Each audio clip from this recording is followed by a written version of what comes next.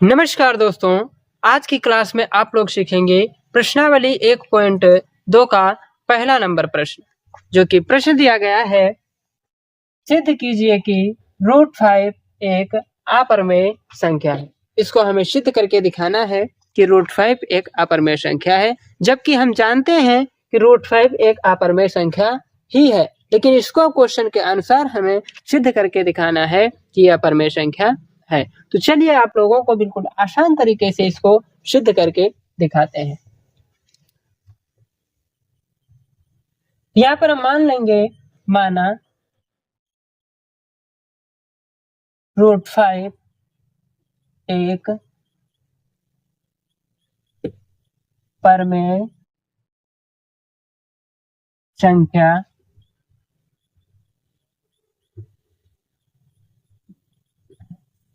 क्या करेंगे, इसको हम मान लेंगे कि √5 एक परिमेय संख्या है।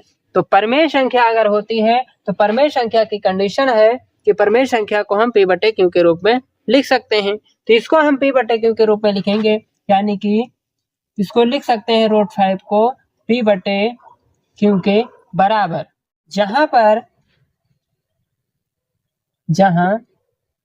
q बराबर 0 ना हो, q का मान जो है 0 के बराबर ना हो, तथा या फिर p व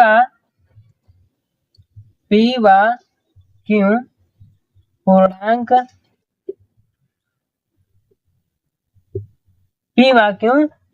हो, या फिर पूर्णांक हैं, लिख सकते हो पूर्णांक हैं, और p व q का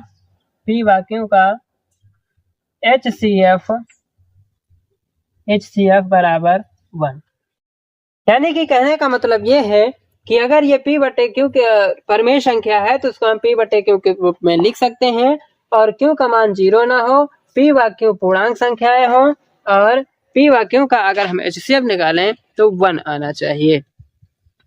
अब इसके आगे हम क्या करेंगे, इस q को इस तरफ मल्टीप्लाई करा देंगे, यानी कि इस तरफ ये भाग कर रहा है, इस तरफ जाएगा तो मल्टीप्लाई कराएगा। तो यहाँ पर हो जाएगा √5 इंटू में हो जाएगा q बराबर में हो जाएगा p। इसके आगे क्या करेंगे, इसके आगे हम दोनों पक्षों का वर्ग कर देंगे। क्या करेंगे, दोनों पक्षों का वर्ग। तो यहाँ पर लिखेंगे दोनों पक्षों का वर्ग करने पर, जब दोनों पक्षों का वर्ग करेंगे तो क्या मिलेगा, यहाँ पर हो जाएगा 5, यहाँ पर क्या होगा 5 हो जाएगा, और q² हो जाएगा बराबर में p² हो जाएगा। यानी कि जब √5 का हम स्क्वायर करेंगे तो स्क्वायर से रूट कट जाएगा, यहाँ पर बचेगा 5, और q का हो जाएगा स्क्वायर बराबर में p²। तो यहाँ से अगर हम देखें, ये जो दिया गया है 5, इसको इस तरफ पक्षांतर करेंगे तो p² को विभाजित करेगा। तो यहाँ पर इसको हम समीकरण 1 मान लेंगे, और यहाँ पर लिखेंगे चूंकि p² 5 से विभाजित है, इसलिए p भी 5 से विभाजित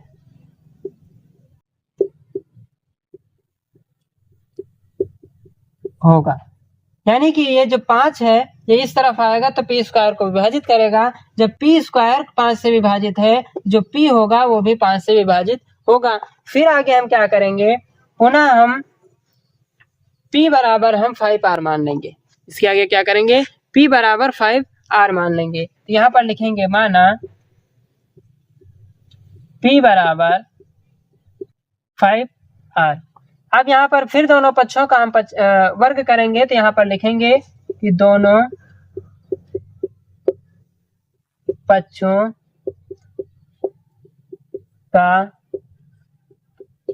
वर्ग करने पर, लिख देंगे दोनों पक्षों का वर्ग करने पर। जब दोनों पक्षों का वर्ग करेंगे तो यहाँ पर हो जाएगा p² और बराबर में हो जाएगा 25r²। अब क्या करेंगे, पी स्क्वायर का मान हम समीकरण 1 से यहाँ पर पुट कर देंगे। तो लिखेंगे पी स्क्वायर का मान, पी स्क्वायर का मान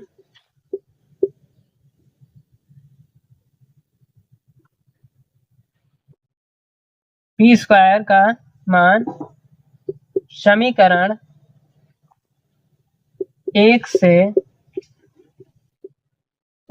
रखने पर, यहाँ पर यह भी लिख सकते हैं कि समीकरण 1 से पी स्क्वायर का मान रखने पर, या फिर पी स्क्वायर का मान समीकरण 1 से रखने पर। तो यहाँ पर पी स्क्वायर का मान कितना दिया गया है, 5q स्क्वायर। तो यहाँ पर लिखेंगे 5q स्क्वायर बराबर में हो जाएगा 25 r स्क्वायर।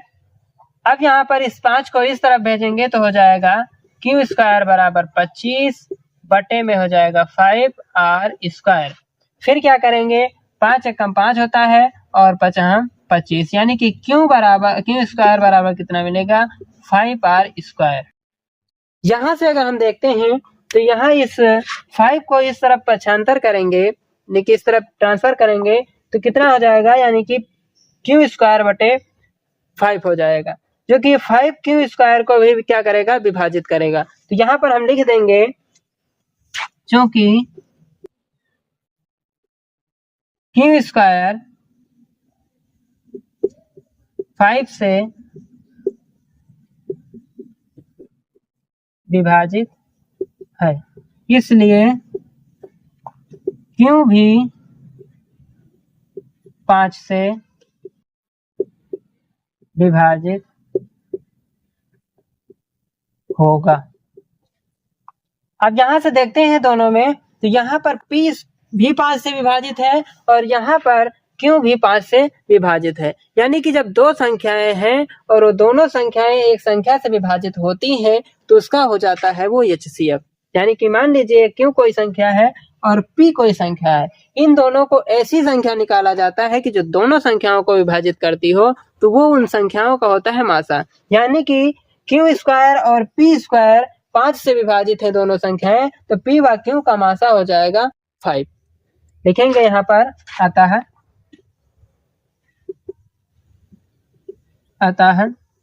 p व q 5 से p व q 5 से विभाजित हैं। अतः p व q 5 से विभाजित है, इसलिए p व q का HCF, p व q का HCF हो जाएगा 5, जो कि 1 के बराबर नहीं है, इसलिए यहाँ पर लिख देंगे जो कि 1 के बराबर नहीं है। अतः हमारी अवधारणा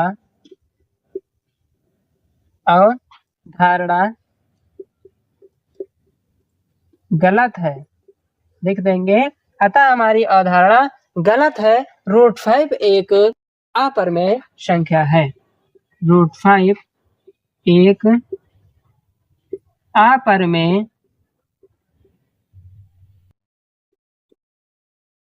संख्या है।